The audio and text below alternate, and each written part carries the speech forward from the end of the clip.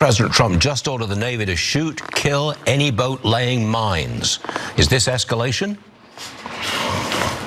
No, not escalation at all. This is just President Trump. Never underestimate his ability to appropriately use leverage to strike a deal that's great for the American people. And when he says the strait is closed, he means that. He means where we've got the boundary water line there that says no boat is going to go past this. But that doesn't mean that just because we have a ceasefire that Iran can keep mining the strait. You know that Iran uses the Strait of Hormuz to transport cargo and oil, meaning it's highly unlikely that they have mined the Strait of Hormuz. But nonetheless, today, President Donald Trump ordered the US Navy to destroy any Iranian boats that are booby-trapping the Strait of Hormuz with mines. Okay, now according to the Secretary of the Interior, Doug Burgum, the gentleman you saw in the video earlier, this is all classic art of the deal stuff. So this morning, Trump wrote the following on Truth Social. Let's take a look. He says, I have ordered the US Navy to shoot and kill any boat, small boats, though they may be, their naval ships are all 159 of them at the bottom of the sea. Then what are you talking about? What are you talking? I quit and I'm gonna be a florist. Okay, I'm gonna make flower arrangements for weddings. Hit me up. My email is, okay, I'm kidding, but let's go back to it. Let's go back to the insanity. Their naval ships are all 159 of them at the bottom of the sea. That is putting mines in the waters of the Strait of Hormuz. There is to be no hesitation. Additionally, our mine sweepers are clearing the strait right now. I am hereby ordering that activity to continue, but at a tripled up level. Thank you for your attention to this matter. Okay, it isn't just Iran that uses the Strait of Hormuz in order to transport oil and cargo. Its allies and countries that have made deals with Iran do so as well, like India, for instance. So why would they mine the Strait of Hormuz? That is some of the dumbest nonsense I've heard from Trump's mouth, but it's Trump, so I guess we should just expect it. So soon after, he insisted, without evidence, of course, that Iran's government is at war with itself. So this is a continuation of the narrative that we talked about yesterday, right? That there's divisions and fracturing within the IRGC. And I'm willing to believe that. It's not like I just deny straight up everything that Donald Trump or supporters of Israel have to say. I just want to see the evidence, right? I want to see something to go off of that bolsters the argument here. But again, no evidence. Here's what Trump said. This is definitely wishful thinking. Iran is having a very hard time figuring out who their leader is. They just don't know. You want to know who's having a hard time understanding who our leader is? The United States of America, okay? Anyway, let me continue. He says the infighting is between the hardliners who have been losing badly on the battlefield and the moderates who are not very moderate at all, but gaining respect. Okay, so if they're not moderate, if they're extreme, just like the hardliners, why would we believe that there is fracturing taking place within the Iranian government? Like none of this makes sense. Anyway, I'm not gonna read the rest of that because I will literally lose my mind. And it's Thursday, I've had 4 straight days of this stuff this week. I need a break, okay? So let's keep going. As we explained yesterday, none of this is true. There's no evidence that we can point to that says, yes, there are fractures within the IRGC.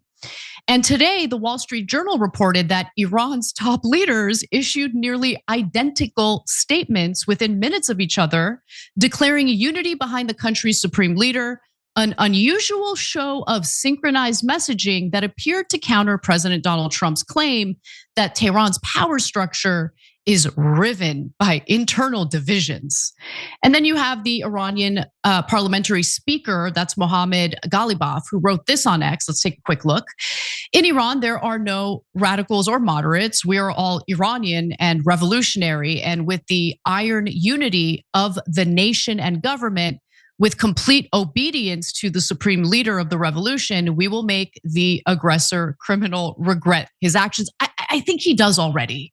How could Trump not regret his actions. This war has backfired in a devastating fashion.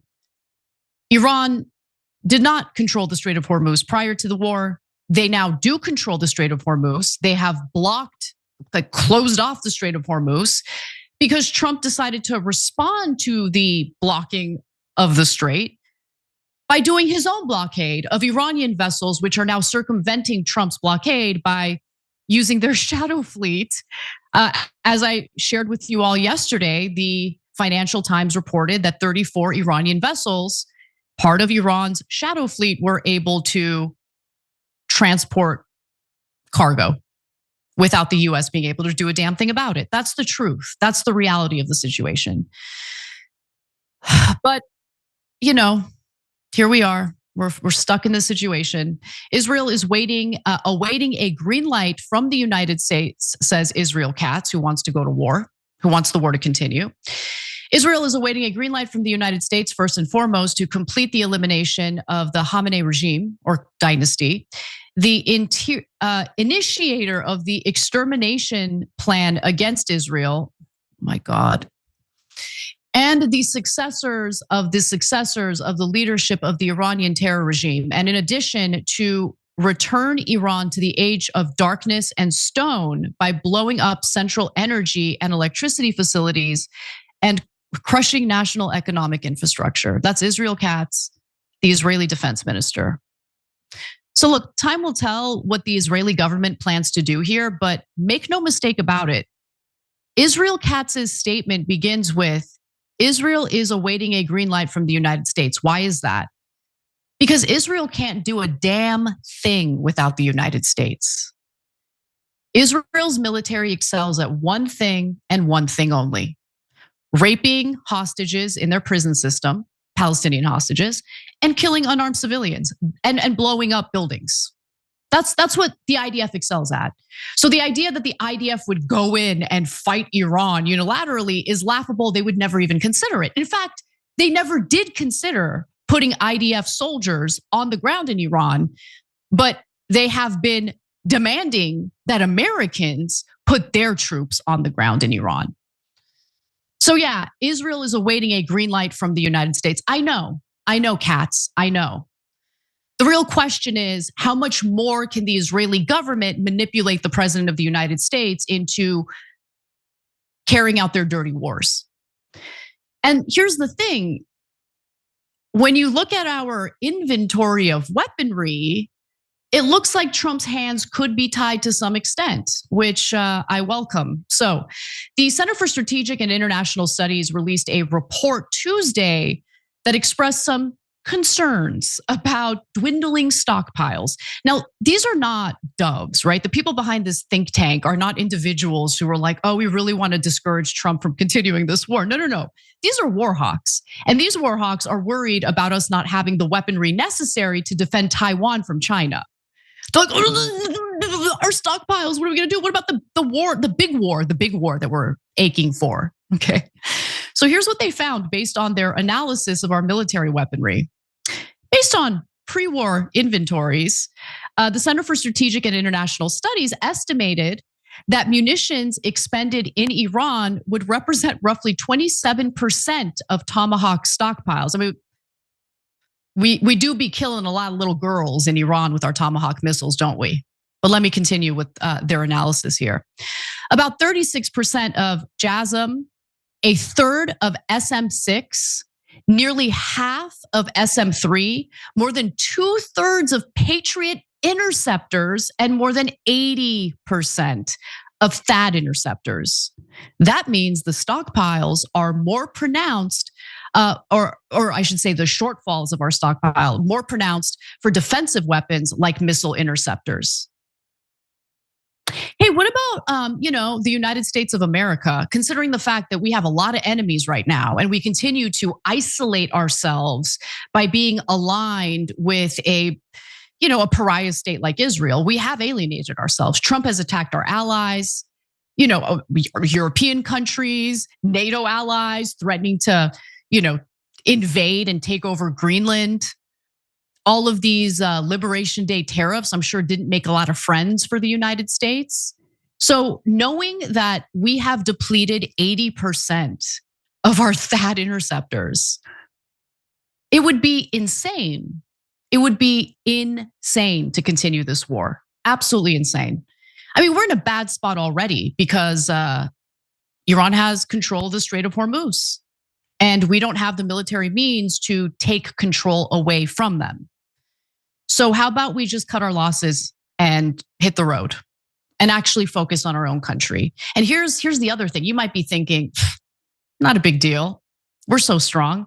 We'll just reproduce the weapons that we need, right? Not a big deal, except, quote, it's going to be years before we can rebuild those inventories, said Mark Kansian, a senior advisor to CSIS, who co-wrote this report. Israel is a liability to the United States. They are a liability to our national security. They are a liability to the economic health of our country. They are a liability when it comes to world peace. Let's keep it 100. And the fact that we're doing this under the false pretense of nuclear weapons that Iran doesn't even have is insane. This is about regime change or creating a failed state in Iran so Israel can expand its borders. Why are we putting ourselves in this position to help another country build its empire? What are we doing? But in the meantime, we have to endure the likes of Representative Addison McDowell, who fortunately we don't hear too much from, but unfortunately today we will. McDowell is insisting that Trump is the greatest negotiator to ever live. Let's watch. Let's let him do his thing. He's the best negotiator to ever live.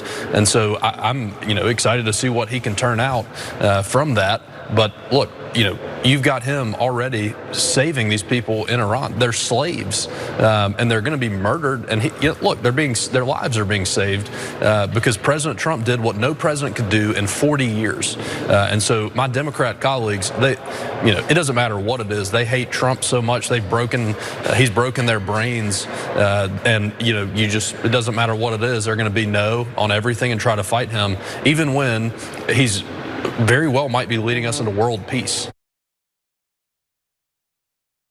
Is he mentally challenged? Is that man mentally challenged? And I'm not just saying that as an insult. It is a genuine and sincere question. Donald Trump is saving the Iranian people. They're being butchered right now by American and Israeli bombs. Well, not at this very moment because we have a semi-ceasefire taking place. But prior to that, let me ask that McDowell character, the 168 children at that elementary school in Manab, Iran, were they saved? McDowell, were they saved? And make no mistake about it, okay? The treachery is very much bipartisan. This is not a Democrat versus Republican thing, okay? It's very much bipartisan. Now look, previous presidents, either Democrat or Republican, weren't stupid enough to be manipulated by the likes of Benjamin Netanyahu and Mossad into carrying out a war that is to the detriment of our country. But Trump was stupid enough to do it. Trump was stupid enough to do it. And it's not because he's a Republican, it's because he's stupid. He's a stupid, stupid man whose chief of staff worked as a consultant for Benjamin Netanyahu's re-election campaign in 2020. Susie Wiles. So that's what we're dealing with right now, just utter stupidity. Congress, utter stupidity. The executive branch, complete and utter disaster. Our military stockpiles, completely diminished because of the endless wars we engage in, or support, or arm, or fund. Since the beginning of Israel's latest wars, let's just start with October 7th, moving on. We have given Israel $30 billion minimum, $30 billion. And we were already drowning in federal debt. What are we doing? So let's move on to the economy. Worth checking in. Let's see how things are going. The economic ramifications of the war against Iran continue to mount, build up. We are not in good shape. Now, Faith Birol, who is the head of the International Energy Agency, or IEA, just declared that we are in a historic crisis. Great. So for reference, the IEA is the intergovernmental organization with 32 member countries, right? So this is an international organization that provides policy recommendations for the energy sector, because guess what? Oil and gas is part of a global market, right? It doesn't work the way that Trump would like you to think, where, oh, we got lots of oil and gas and we don't need anybody else. No, it doesn't work that way, homeboy. Actually, he does know that. He does know that, which is why in the beginning of the war, Trump lifted sanctions on Iran so they can sell oil and increase the supply of oil as oil infrastructure was getting absolutely devastated and destroyed in our Gulf countries, Gulf allied countries, right? So he's like, ooh, that's not good. Oil prices are gonna go up. People are gonna feel it at the pump. So let me lift sanctions on Iran. That's what happened in the very beginning of the war. Okay, so this Faith Breel character says the following: we are facing the biggest energy security threat in history. As of today, we've lost 13 million barrels per day of oil, and there are major disruptions in vital commodities. Here in America, many families are already cutting back on spending. And look, I hate seeing Americans struggle even more than they were already struggling. Okay, it is an injustice of epic proportions. But believe it or not, Americans are still in way better shape than Asian countries. Countries like South Korea, for instance, which are really in a severe crisis. They're considering rationing their energy as a result. I mean, what did South Korea do to deserve this? You know, like, think about the fact that engaging in this war against Iran punishes the entire globe. But let's get back to Americans. The CNBC All-America Economic Survey of 1,000 people found nearly 80% have changed their spending habits in response to pain at the pump. More than 50% believe the increase in gas prices will last 6 months or longer. It'll be longer, my friends. I apologize, but it's just true. About 60% of respondents have cut back on entertainment, like eating out, movies, and concerts to save money. More than 50% plan to travel less. So this is having a domino effect on the broader economy already, and it's only gonna get worse. In fact, some of you might be wondering, well, what's up with the Strait of Hormuz? I mean, Trump says that there's an indefinite ceasefire, but Iran still has control of the Strait of Hormuz, where 20% of the world's oil and gas is transported through. Like, what's going on? Now, around 40% Americans are spending less on essential items like groceries and medical care. And mind you, they were already cutting back on medical care. Some 30% are relying on their credit cards even more at a time when credit card debt is at record levels, and no one in our government has done a damn thing about the greedy usury that's taking place with insanely high interest rates. So on the topic of Donald Trump, the president of the United States, who's supposed to be the leader of this country representing the best interests of the American people, what is he doing about it? He's brushing off concerns about the economy as his approval rating nosedives. So on Tuesday, he recounted the story of how he told his cabinet that he was about to tank the world economy just before launching the Iran war. Let's watch. I hate to do this to everybody, but I'm going to have to journey down to a place called Iran and not make sure they don't have a nuclear weapon, because they will blow up the world. You want to see a bad stock market? Try blowing up the Middle East and then Europe, and then they come for us, right? And we're not going to let that happen. So I said to my people, they're all gathered, all these wonderful guys, Scott Bessent, the whole group, Howard, they're all doing a good job. I said, fellas, I got a little bad news for you. I'm going to put a little wrinkle in your numbers. Why, sir? We're going down to a place called Iran, and we're going to make sure that they never have a nuclear weapon, because they'll use it to blow up, because they're religious fanatics, and they will use that weapon to blow up the world, but they'll start with Israel and the Middle East, and we're not going to let that happen. And they said, wow, that's going to be bad. I said, yeah, it's going to hurt the market, and it's going to drive up the price of oil and whatever it is. But that's peanuts compared to what would happen if we let this happen. And if you would have told me that the Dow is almost, I'm looking at your thing, I mean, literally we're at 50,000. And if you would have told me that oil is at 90 as opposed to 200, I would be frankly surprised.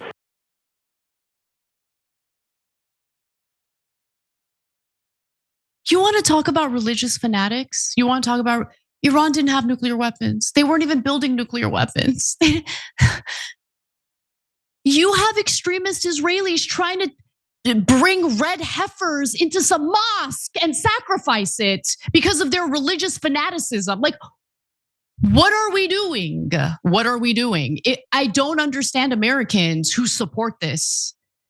I don't understand. Well, I mean, I understand them if they're Israel supporters and care about Israel more than our country. I understand them.